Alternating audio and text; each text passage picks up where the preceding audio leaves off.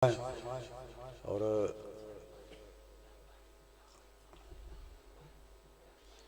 इसमें कोई शक नहीं कि उलमाए किराम ने ज़ोर की नमाज पढ़ानी है, उनकी अपनी मसरूफियात हैं। और हाल वालों की जानब से वक्त गालबन 12 बजे तक का था।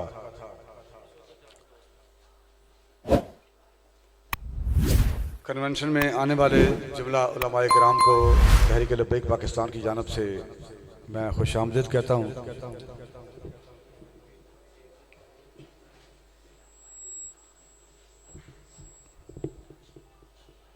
मुल्क पाकिस्तान में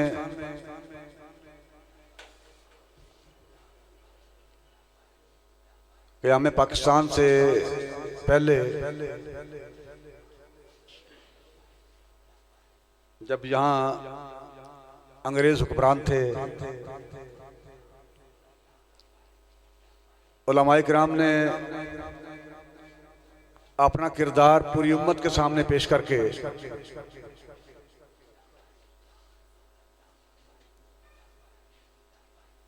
पूरी उम्मत को उलमा के किरदार से आशना करवाया है।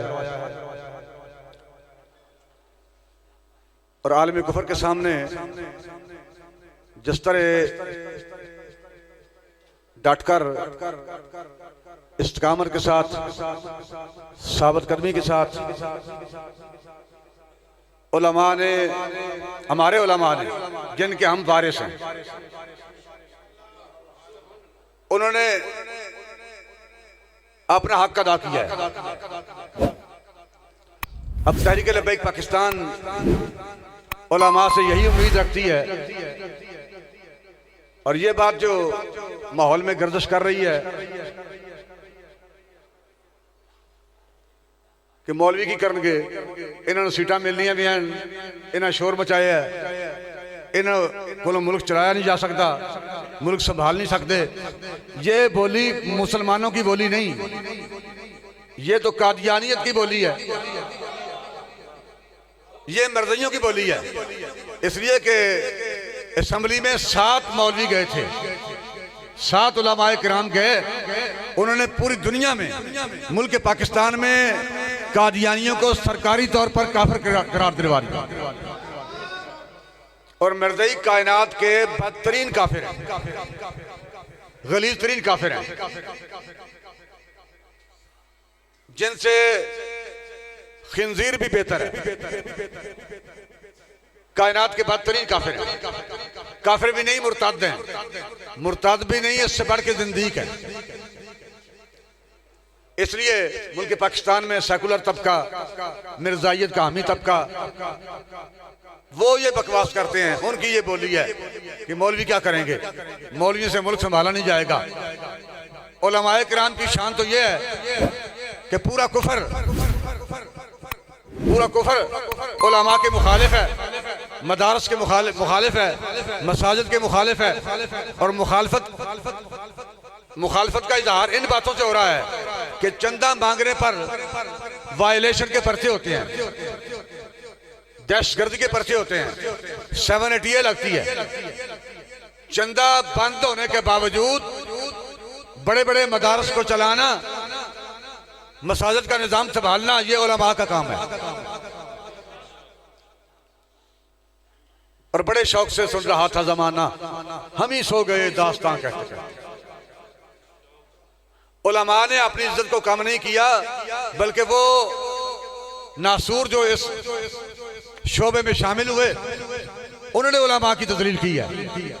वरना उलमाए हक्का ने तो हर दौर में दीन के सरबुलंदी के लिए कुर्बानियां पेश की हैं। और हमारे उलमा जिनके हम वारिस हैं, उन्होंने मौलाना फजल खैराबादी रहमतुल्लाह अलैह, मौलाना कफायत अली काफी रहमतुल्लाह अलैह, और दिगर हमारे बुजुर्ग, मौलाना फजल खैराबादी जब फतवा देने के बाद गिरफ्तार हुए थे, आप तो हाथी पे बैठ के पढ़ने जाते थे। यानी आज एक बच्चा जो लैंड क्रूजर पर बैठकर पढ़ने जाए, इदारे में तालीम हासिल करने के लिए जाए, ड्राइवर साथ हो, किताबें संभालने वाला मुलाजिम साथ हो, गाड़ी संभालने वाला बंदा साथ हो, खाने पीने का इंतजाम करने वाला मुलाजिम साथ हो, तो ऐसा बच्चा जो लैंड क्रूजर पर बैठ के 2-2.5 करोड़ की गाड़ी पे बैठ के जाए, उहदे ते पढ़न की उम्मीद ही कोई नहीं होती। लेकिन मौलाना फजल खैराबादी रहमतुल्लाह अलैह हाथी पे बैठ के पढ़ने जाते थे और 13 साल की उम्र में आपने पहला फतवा जारी फरमा दिया। और जब अंग्रेज के खिलाफ आपने फतवा दिया और जब आपकी गिरफ्तारी हो गई तो आप कमरा अदालत में थे, क्योंकि उस वक्त यहाँ जो अंग्रेज आते थे वो आपके पास बैठ के पढ़ते थे, यहाँ के उलूम व फ़नून को हासिल करने के लिए, माहौल को देखने के लिए, यहाँ के कल्चर को समझने के लिए वो आपके पास बैठ के बाकायदा शागिर्द बन के पढ़ते थे। और जिस कोर्ट में आप पेश हुए वो लड़का जो जज बैठा हुआ था वो भी आपका 2 साल शागिर्द रहा था। जब आप कोर्ट में दाखिल हुए तो उसने पहचान लिया कि ये तो वो हैं जो जिनसे मैंने पढ़ा था, मेरे उस्ताद हैं, अगर अंग्रेज था। और आपको जज ने फिर रिलीफ दिया, जो अंग्रेज के कानून के मुताबिक रिलीफ बनता था। अब भी होता है ऐसा, जिस बिना पर मुकदमात बरी होते हैं। ये बहुत सारे मुकदमात में नुकात होते हैं जिनकी बिना पर केस पे बरी होते हैं, मुल्ज़मान बरी होते हैं। जज ने कहा कि पुलिस वालों की आप किसको पकड़ कर ले आए हैं? ये वो फजल हक तो नहीं जिसने फतवा दिया है। और उसने कुर्सी से नीचे उतर के आपके कान में कहा कि आपसे जब पूछा जाए तो आपने कह देना है जी फतवा मैंने नहीं दिया। दोबारा वो कुर्सी पर बैठ गया और बात शुरू हो गई। उसने कहा जी पुलिस वालों को क्या आपने किसको पकड़ लिया है? ये बंदा वो तो नहीं जिस फजल हक ने फतवा दिया है, वो फजल हक और है। इस फजल हक ने अंग्रेज के खिलाफ जिहाद का फतवा नहीं दिया, आप किसी और को और फजल हक को पकड़ कर ले आए हैं। क्यों जी मौलाना आपने फतवा दिया है।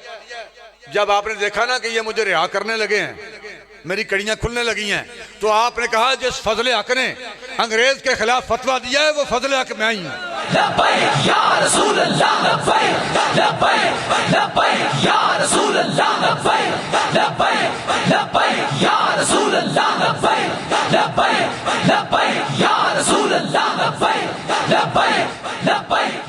वो फजल हक मैं ही हूं, वो दूसरा फजल हक नहीं।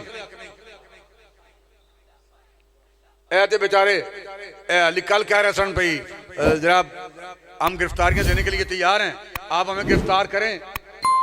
अगर उन्होंने गिरफ्तार कर ही लिया है, साढ़े जैसे बंदे 17 वार जेलों च होके आ गए।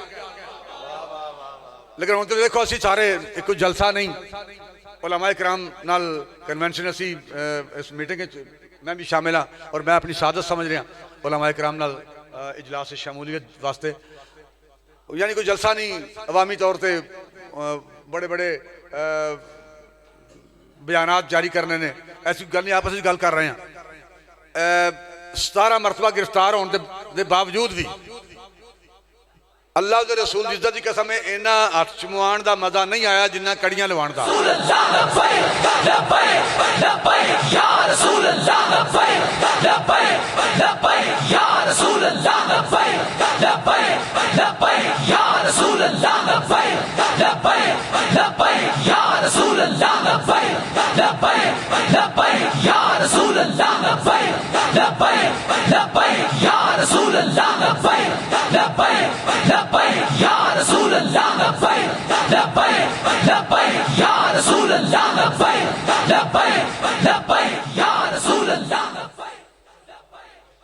और बेचारे पुलिस वैन भी गंदी करते रहे ने। भाई गड्डी च अगर बैठ ही गए हो, गिरफ्तार हो ही गए हो। पुराने वक्त होंदा सी कि साढ़े इलाके च मुरवज सी मुख्तलिफ देहात कि औरतां माइयां सफ़र कर दियां पैदल, तो फिर जुत्तियां ला के ना उन्हें अपने दुपट्टियां वलेट के सिर ते रख लेनी। अल्लाह बड़ा अजीब रिवाज है, रस्म एक बड़ी अजीब है। अकल नहीं तस्लीम कर दी। हुण अजकल का नौजवान तो बिल्कुल तस्लीम करने तैयार नहीं। हुण कैसा ही होंदा सी और अल्लाह असी अपनी अखां नाल देखते रहे हैं छोटे होंदे कि माइयां पुराने दौर दियां जुत्तियां अपनी लपेट के सफ़र करते हैं पैदल, उन्हें अपने सिर ते रख लेनी। वो जुत्ती नूं गंदगी लगी हुई सी, उन्हें माई ने सिर ते रखी हुई, तो बारिश आ गई। बारिश पई तो वो बारिश नाल फिर जाहिर जुत्ती ते पई, फिर गंदगी उतरी, वो सारा उत्तर कतरे गिर रहे सन। ते उस आख्या भी भैना मींह तो बड़े वेखे ने पर एडा गंदा मींह बो वाला कदी अज तक नहीं वेखे। मींह तो बड़े वेखे ने पर बो वाला मींह कदी नहीं वेखे। भाई बंदे गिरफ्तार होंदे ही रहंदे ने पर एडी बो वाली गिरफ्तारी अज तक नहीं देखी।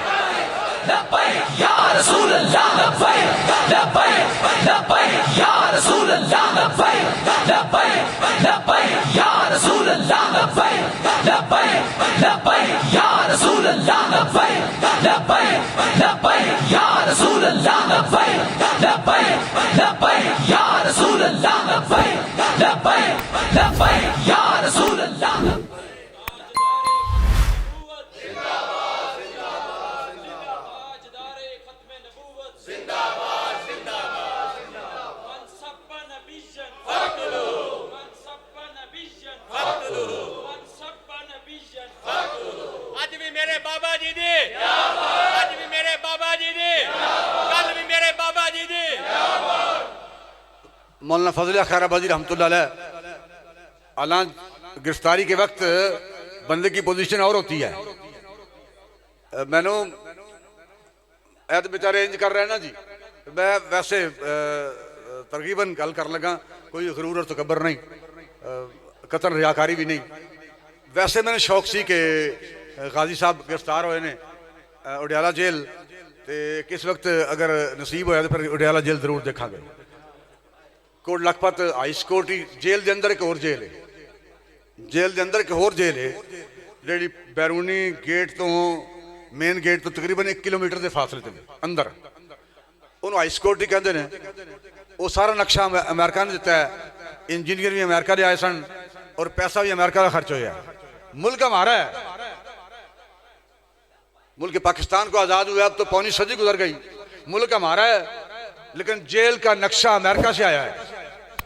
इंजीनियर अमेरिका के, पैसा अमेरिका का, बनवाने वाले वो लोग, रकम उन्होंने खर्च की है। भाई मुल्क हमारा है, हमारे मुल्क के अंदर जेल बनवाने की जरूरत आपको क्या है? मुल्ज़म तो यहाँ के होंगे हुकूमत के, आपको जेल पर खर्च करने की जरूरत क्या है?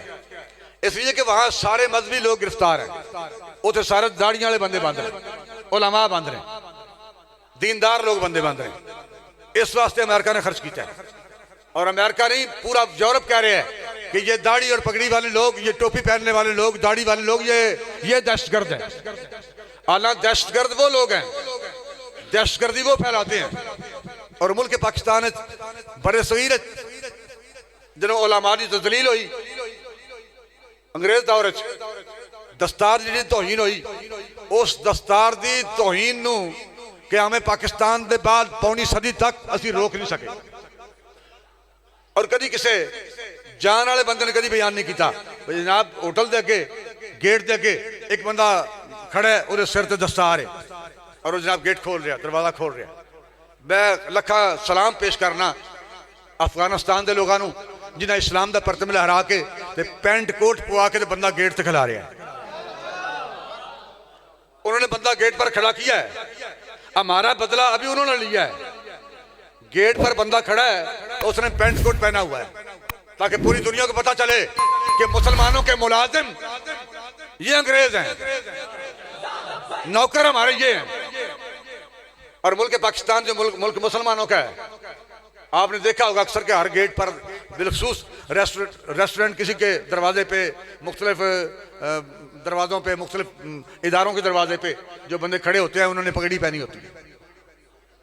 अल्हम्दुलिल्लाह वो पगड़ी की तौहीन उलमा की तजलील जो अंग्रेज ने की थी 1857 में, और अब तो ये 2 सदियां पूरी होने वाली हैं, 1.5 सदी हो गई। उस इज्जत को वापस लाने के लिए पैदल चलते हुए नहीं, व्हील चेयर पर बैठकर बंदे ने उस इज्जत को वापस लाने के लिए किरदार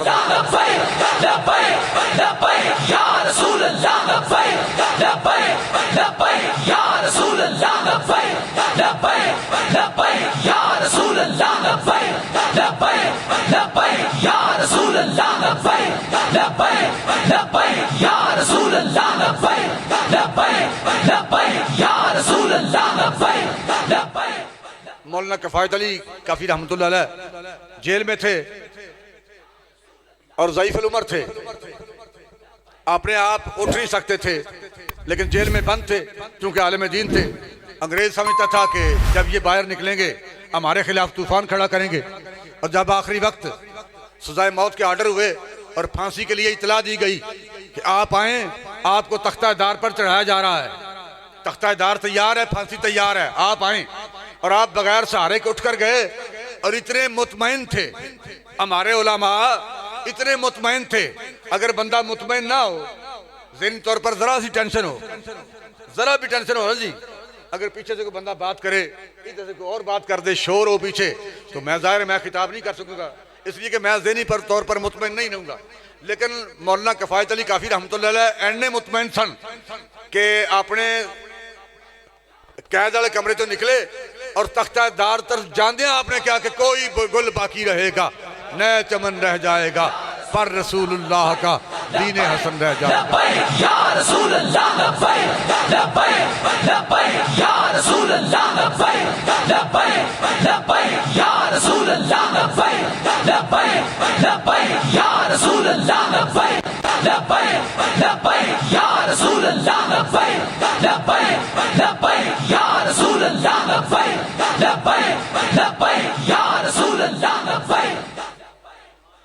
और मौलाना शाह नूरानी रहमतुल्लाह अलैह जरो मरज़ैया ने कहा कि आपने जो करारदाद लिखी है इसमें थोड़ी सी तरमीम कर दें,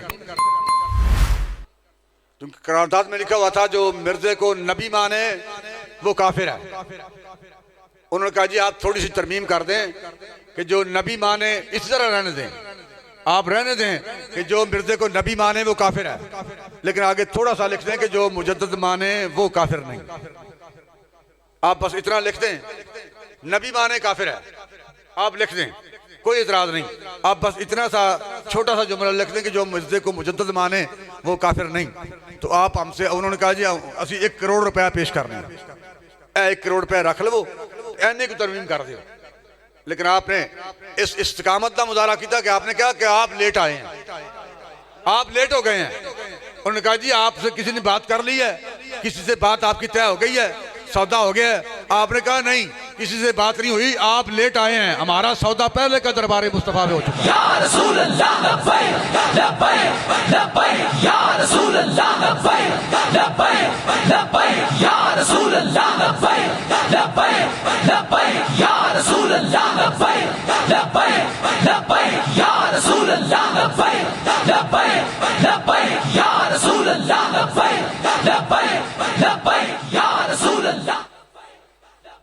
तो हमारे उलमा इकराम ने जो किरदार अदा किया है वो हमारे सामने है, हम उनके वारिस हैं। तो उलमा इकराम की खिदमत में इस कन्वेंशन में अपील ये है,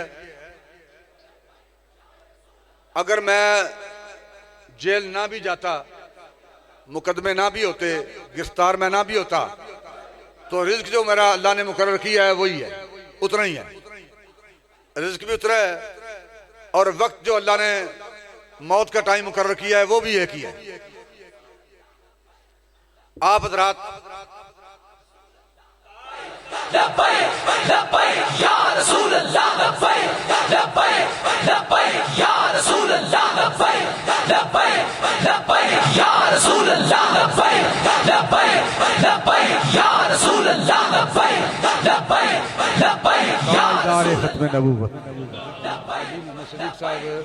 ये डिवीज़न लाहौर के अमीर हैं तहरीक लब्बैक पाकिस्तान की जान से, और अल्लामा सूफ़ी मुश्ताक अहमद साहब ये ज़िला शेखुपुरा के नायब अमीर हैं, अल्लामा सरफराज अहमद साहब निज़ामी साहब ये शेखुपुरा तहरीक लब्बैक पाकिस्तान के सरपरस्त हैं।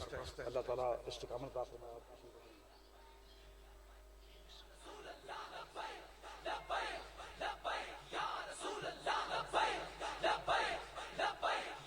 तो हमारे उलमा किराम ने जो किरदार अदा किया है वो पूरी कौम के सामने है, पूरी उम्मत के सामने है। हमें भी उनके नक्शे कदम पर चलते हुए इसी तरह इस्तिकामत के साथ, दीन के साथ खड़ा होना चाहिए। तो जी गल है ना जी, बोलो जनाब असी भी दीन का काम ही कर रहे हैं ना भाई, मैं भी दरबार से बह के तावीज़ लिखा, मदरसा तामीर करवावा, हिफज़ की क्लास बढ़ा दें, तो दीन का ही काम है ना। दीन का काम है। अगर अमीर मुजाहिदीन रहमतुल्लाह अलैह अगर जिंदगी सारी अपने मदरसे में पढ़ाते, जामिया को छोड़ भी देते, अलहदा मदरसा बना लेते और वो पढ़ाते रहते, ये भी दीन का काम है। हम नमाजें पढ़ाएं तो ये भी दीन का काम है, जुमा पढ़ाएं तो ये भी दीन का काम है, ये सारे दीन के काम है। इसके बावजूद हमारा नामूस रिसालत के तहफ़्फ़ुज़ के लिए, ख़त्म नबूवत के तहफ़्फ़ुज़ के लिए और मुल्क पाकिस्तान में अंग्रेज़ के निज़ाम को मुस्तरद करने के लिए और निज़ाम मुस्तफ़ा के निफाज के लिए मैदान अमल में खड़ा होना, ये हमारा अव्वलीन फरीज़ा है। और ये बात के भाई ये भी जमात है, वो भी जमात है, ये भी हमें अहले सुन्नत की मुल्क पाकिस्तान में मुसलमानों की जमातों से कतन कोई एराज नहीं, हम उससे रूगर्दानी नहीं करते, जमातें मौजूद हैं। लेकिन जिंदगी सारी ये देखना कि भाई अगर अमीर मुजाहिदीन ये अगर दीन का काम कर रहे हैं तो फलां अल्लामा साहब वो भी तो दीन का ही काम कर रहे हैं, हम उनके साथ खड़े हो जाएं तो ये कौन सा कुफर है। हम फलां के साथ ये भी तो दीन का काम कर रहे हैं, ये भी दीन का काम कर रहे हैं, ये वो भी दीन का काम कर रहे हैं, तो हम उनके साथ खड़े हो जाएं तो इसमें क्या मजाका है। भाई आंखें खोल के हमें फैसला करना चाहिए कि दीन की खातर मेरा मकसद कतन ये नहीं कि मेरा ताल्लुक चूंकि तहरीक लब्बैक से है या अमीरुल मुजाहिदीन रहमतुल्लाह अलैह से है तो इसलिए मेरी ये बात दुरुस्त है। हकायक की रोशनी में अगर देखा जाए तो मुल्क पाकिस्तान में अरसा दराज के बाद जिसने दीन के महाज पर उम्मत की रहनुमाई की है उसका नाम अमीरुल मुजाहिदीन अल्लामा खादिम हुसैन रिजवी है।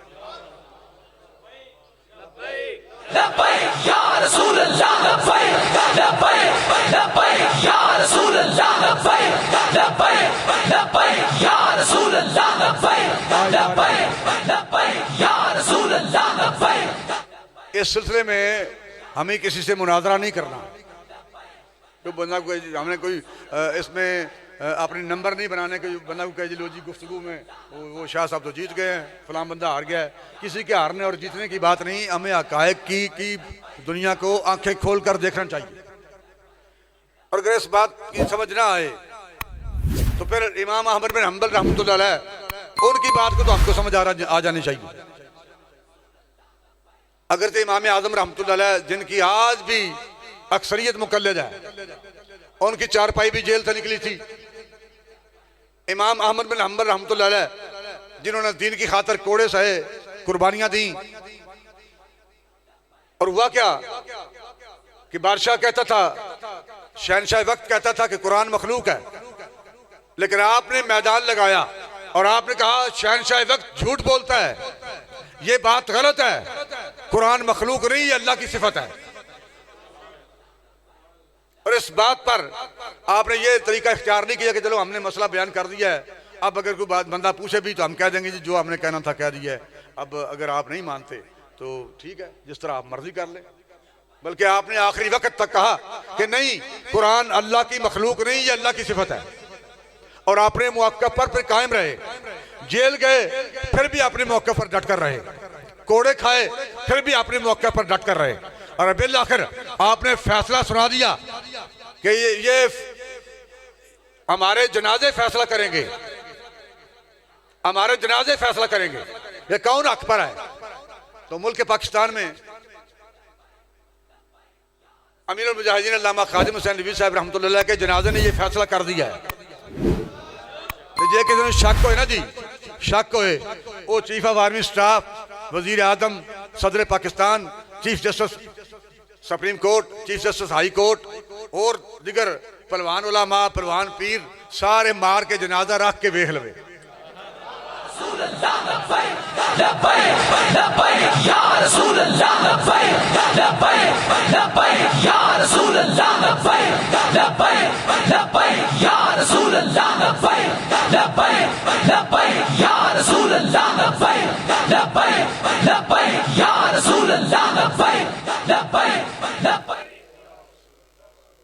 आखिर पर गुजारिश ये है कि ये सारी बातें अर्ज करने का मकसद ये है, कतन कोई मुनाजरा जीतना मकसद नहीं, तहरीक लब्बैक पाकिस्तान की फोकियत ज़ाहिर करके नंबर बनाना मकसद नहीं, बल्कि आपकी खिदमत में गुजारिश करके मुल्क पाकिस्तान में रहते हुए अपनी ज़िंदगी में नबी अलैहिस्सलाम के साथ और आपके दीन के साथ वफा करने के लिए आपको तहरीक लब्बैक पाकिस्तान के साथ खड़ा करना मकसद है। अगर तहरीक के पाकिस्तान लब्बैक पाकिस्तान के अलावा अगर कोई और कोई जमात अगर हमारी बख्शिश की जामिन बन सकती है, हमें किरदार अदा करके किसी और जमात के साथ खड़ा होने के बाद अगर हम मुतमईन हो सकते हैं, दीन सिर्फ नमाज रोजा ज़कात तस्बीह लोटा मुसल्ला और दीन बयान करने का इनाम ही नहीं ना जी। दीन तो प्रैक्टिकल का नाम है और अब मेहराब और मिंबर हमारा प्रैक्टिकल मांग रहा है। अगर प्रैक्टिकल करते हुए अमीरुल मुजाहिदीन अगर फैजाबाद ना बैठते तो पूरी उम्मत पर यह कर्जा बाकी रहता। नामूस रिसालत के तहफ़्फ़ुज़ के लिए अगर वो ना निकलते तो पूरी उम्मत पर कर्जा बाकी रहता। हम इस लिहाज से भी उनके ममनून हैं जिन्होंने हमारे कर्जे उतरवा दिए। तो आप हज़रात की खिदमत में गुजारिश ये है कि हमें मिलकर इस परचम को सर बुलंद करना चाहिए। तहरीक लब्बैक पाकिस्तान के प्लेटफार्म पे खड़ा होकर जहाँ तक उलमा की मुश्किलात का ताल्लुक है, जहाँ तक मामलात का ताल्लुक है, वो तो कोई आलिम दीन हमारे साथ जमात में शामिल ना भी हो तो हम उसकी खिदमत के लिए हाजिर हैं, फिर भी हम हाजिर हैं। और सिर्फ उनके दीनी महाज पर मसाइल नहीं, हम उनके ज़ाती मसाइल को हल करने के लिए भी मदद करने के लिए तैयार हैं। तो आप हज़रात की खिदमत में गुजारिश ये है कि तहरीक लब्बैक पाकिस्तान के प्लेटफार्म पर आप हमारे साथ खड़े हों, आप हमारे दस्तो बाजू बने, ताकि हम मिलकर अंग्रेज़ के निज़ाम को मुस्तरद करने के लिए और हुज़ूर अलैहिस्सलाम के दीन को तख्त पर लाने के लिए अपना किरदार अदा कर सकें। और कुछ दिन ही रह गए हैं शिकस्त यजीद में, वो वक्त करीब आ रहा है। वक्त इंशाअल्लाह, वक्त की रफ्तार बहुत तेज़ है, वक्त करीब आने वाला है। और ये बर्रे सगीर का खित्ता ये पूरी सदी नहीं निकालता। इस खित्ते में खून रेजी होती है, कत्ल गारत होती है, इनकलाब आता है। और अब क्या में पाकिस्तान को पौनी सदी गुजर चुकी है और फिर मोबाइल दौर है, जदीद टेक्नोलॉजी के दौर है। अब ये 25 साल नहीं, ये 25 साल बड़े आम है। ये 75 सालों के बाद अब ये 76वां साल शुरू है। ये सदी पूरी होने तक ये जो 25 साल है ना जी, ये बड़े आम है। किसी वक्त भी कुछ हो सकता है, किसी वक्त भी कुछ हो सकता है। और अल्लाह रसूल की मदद हमारे इंशाल्लाह साथ है। अब तक जो तहरीक लब्बैक पाकिस्तान ने महाज संभाले हैं, जिन महाजों पर कामयाबी मिली है, ये आप अगर गौर से देखें, माजी के दरीचों से झांक कर, तो आपको आप हजरात तक ये बात रोशन की तरह यहाँ हो जाएगी कि ये महज अल्लाह रसूल की इनायत है। और तहरीक लब्बैक पाकिस्तान अगर अपने पाँव पर खड़ी है तो ये महज अल्लाह रसूल की इनायत है और अल्लाह रसूल की इनायत से खड़ी है। अल्लाह ताला हमारे उन बुजुर्गों की कुर्बानियों की तवस्सुल से जिन्होंने दीन की खातर अपना सब कुछ कुर्बान किया, हमें दीन के साथ इस्तिकामत के साथ खड़ा रहने की तौफीक अता फरमाए। मौत का वक्त एक ही है, मौत का वक्त एक ही है, लेकिन हमेशा वो क्या कलाम है, जिस धज से कोई मक्तल में गया वो शान सलामत रहती है। मौत का एक ही वक्त है, लेकिन हमें हर हाल में हुजूर अलैहिस्सलाम के दीन के साथ खड़े रहना है। अल्लाह ताला हम सबको इस्तिकामत अता फरमाए, तहरीक लब्बैक पाकिस्तान को कामयाबियों और कामरानी से हमकिनार फरमाए। हमारे साथ चलने वाले उलमाए किराम इस बात से बिल्कुल मुतमईन रहें, आहिस्ता आहिस्ता तहरीक इस तरफ जा रही है। हम आपके मसाइल के हल के लिए इंशाअल्लाह बेहतर तरीका इख्तियार करेंगे और इंशाअल्लाह हम कदम कदम आपके साथ खड़े होंगे। उलमाए किराम के मसाइल से तहरीक लब्बैक पाकिस्तान बखूबी आगाह है, वाकिफ़ है। तो इंशाअल्लाह हम मुस्तकिल मिजाजी के साथ इंशाअल्लाह आपके साथ हैं। अल्लाह ताला आप सबका हामी नासर हो। हमारे हाल पे अल्लाह ताला अपना करम फरमाए। आपने हबीब अलैहिस्सलाम की इज़्ज़त और नामूस और ख़त्म नबूवत के इस परचम को सरबुलंद रखने के लिए और नबी अलैहिस्सलाम के दीन को तख्त पर लाने के लिए अल्लाह ताला अपने नेक और पाक लोगों के कदमों की खैरात, उनकी इस्तिकामत की खैरात, हमें कामयाबी और कामरानी से हमकिनार फरमाए। अस्सलातु वस्सलामु अलैका या रसूल अल्लाह। लब्बैक लब्बैक लब्बैक लब्बैक या रसूल अल्लाह। लब्बैक लब्बैक लब्बैक या रसूल अल्लाह।